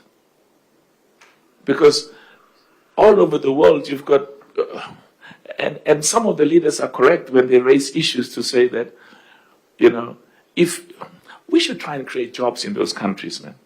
Forget about people from outside South Africa. If you don't create jobs in Limpopo, you don't create jobs in KwaZulu-Natal, you don't create jobs in Eastern Cape, people will leave the rural areas and come to the cities because they need jobs. So we need to work together to try and create jobs in the countries, in our neighboring countries, and in other countries on the continent. Okay, let's go back now. CAF will issue a statement to say that we support legality. We do not support illegality in all its forms. And we fully appreciate that and support and recognize that the duties of every government starts with its own citizens, to create jobs and to create a future for its citizens. But we should stop this intolerance and prejudice and violence against our own people just because they come from outside the continent or outside our countries. So that's why we don't want to go into politics, because we've got to, at times, stand for what is ethically and morally correct. And they say, yeah, but you're going to lose votes. If you lose votes for what is ethically and morally and principled, and in line with our religious convictions and upbringing, then lose the votes. That's what we should teach our children. President, we'll do that at CAF as well. Understood, President. Okay, so we can go now. President, I'm going to take last two questions. We've literally run out of time. Completely run out. So you will engage with, what's his name? Chumel? He's giving you another name. You will engage with him and you must draft the statement for CAF, okay? You must just put the CAF letterhead and say, there we go. Okay, I'm going to take the last two questions. Literally ran out of time. The guys were telling me that we have run out of time. So I'll go to the BBC and then you will have the last question, say. Afternoon, everyone. Tuga Zondi from BBC News. Niger, Mali, and Burkina Faso have announced their intention to co-host the 2032 AFCON tournament. Has CAF received the official bid, and what security guarantees would CAF require? Good question. Good question. Thank you. Now, I have this difficult question. I have to go to Mali. I've been there. And the military was in control, but I went there because of football. I have to go to Burkina Faso. And some of the African heads of state said, don't go there because there's a military junta there. I have to go to Niger. And some of the heads of state say, don't go there because there's a military leadership. And but again, I think we've got to deal with reality. And of course, democracy and freedom of speech and regular elections, that's non-negotiable. And that's critical. But I will be visiting those countries to engage on the football part.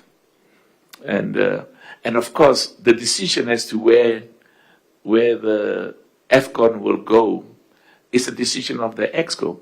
I mean, there's so many presidents who say to me, they think I have the power to decide magic, that the AFCON is going to go to a certain country. I don't want that power, and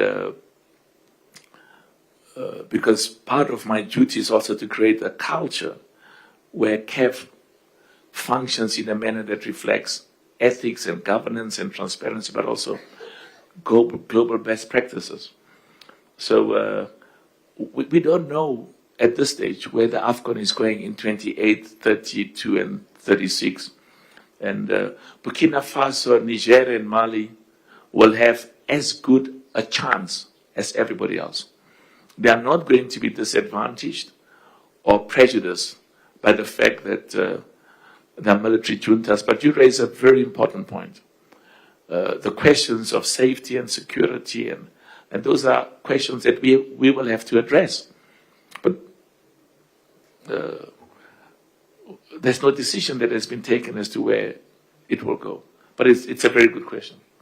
Okay, the last question will come from the back. Yeah. Good afternoon, Valentin for Radio France International. Bonjour. Actually, I had the exact same question as my colleague from the BBC. Just maybe a quick follow-up. Do you confirm that CAF approved the application from these three countries and now the discussion goes on? Is it like official? Very good question, because you see, we have to work with the rest of the world. And the rest of the world includes countries in Europe, and in America, well, countries in North America, and in Latin America, and in Asia. So that proposal will be looked at in the context of any other proposal. But I can tell you, the standards are very high. Eh? Very high. We have to be convinced that there'll be free movement of our fans and spectators and supporters in and out.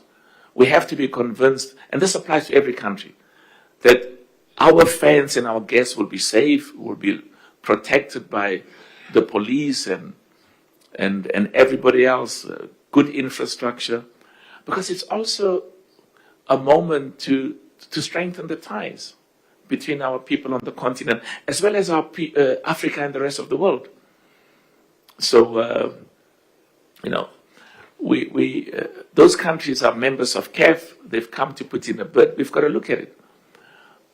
We've got to look at the infrastructure. There's an independent entity that has to go there and do a report. So they'll come back and say, the stadiums are good or are not good. The hospitals and the hotels and all of those infrastructural requirements.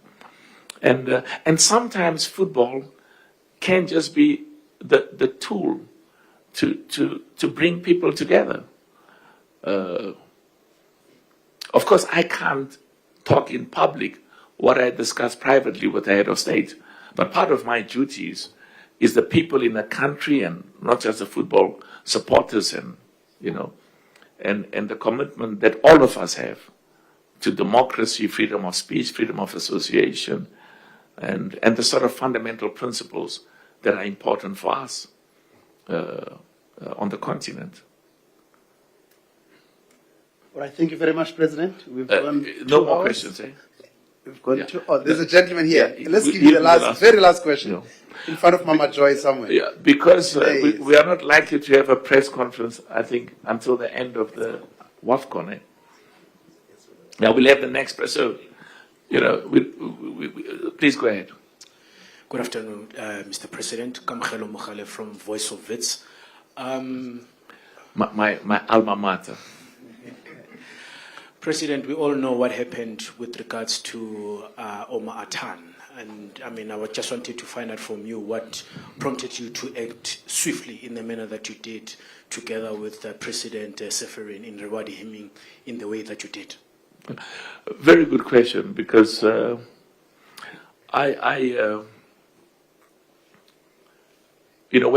there's an AFCON, I have an opportunity to meet with the referees. I maybe see them once or maybe even twice a year.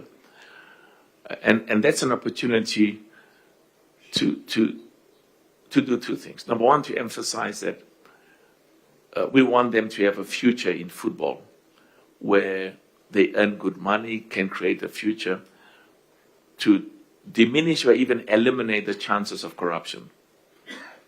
And it's also an opportunity for me to hear from them. What are we not doing well as CAF? What are the areas where we should improve? As well as, thank God, as well as areas where they're happy that we are making progress. So it became clear to me that to be a referee at the FIFA World Cup is an honor. And they earn good money. And we've also, in CAF, significantly increased what they earn. And we still can do more, and we will do more. So when I saw that, it saddened me. Because I gave him an award last year on behalf of the 54 CAF member associations as our top referee. Excellent referee. And it was necessary to try and ameliorate the experiences he had. And that's why I said I want to thank UEFA and thank President Seferin for the partnership, and he will be the referee. It's the champions of the two champions of the two club competitions in Europe at the highest level. It's a great honor for me, for Africa, for African referees, and it's a great honor for him as well. And what made me happy is to hear him laugh, and you can't hear people smile, eh? But you can hear them laugh and be happy over the phone and express so much joy. And so very, very happy. And we will keep supporting and keep assisting our referees, because we are very proud of him, as much as we are proud of every one of the referees on the African continent. Merci beaucoup. Thank you very much. You've got food, eh? Yes, yeah. Yes, President. You must tell CAF, if they give you lousy food, tell them. They will. You can surely. I mean, you say you want to be the best in the world, you can't even give us decent food. And but I know some of the journalists were asking for whiskey. Please, we don't offer whiskey because we don't know what you'll say when you have whiskey there. I just want to take this over just a second. Just want to thank everyone. First of all, also thank the President of COSAFA, President of SAFA. Sorry, just 1 minute. Everybody, my apologies. Everybody has got a press statement there, so you've got it. You can, if you have any questions, ask. Is somebody asked for a one-on-one? Yes, afterwards. Just quickly, short one-on-one on my way out. Okay. So please continue. Yes. Please continue. And we'll just have a quick photo opportunity with COSAFA president and the SABC president afterwards as we make our way out, just for photographers only. Otherwise, thank you so much. A photo with who? No, you'll just have a photo opportunity here, President. So we'll invite the president of COSAFA just to join you for Yeah, a but photo. who am I having a photo with? I don't know. Okay, I follow instructions. Thank you so much. Thank you so much. Just the photographers only, just this side. Thank you. And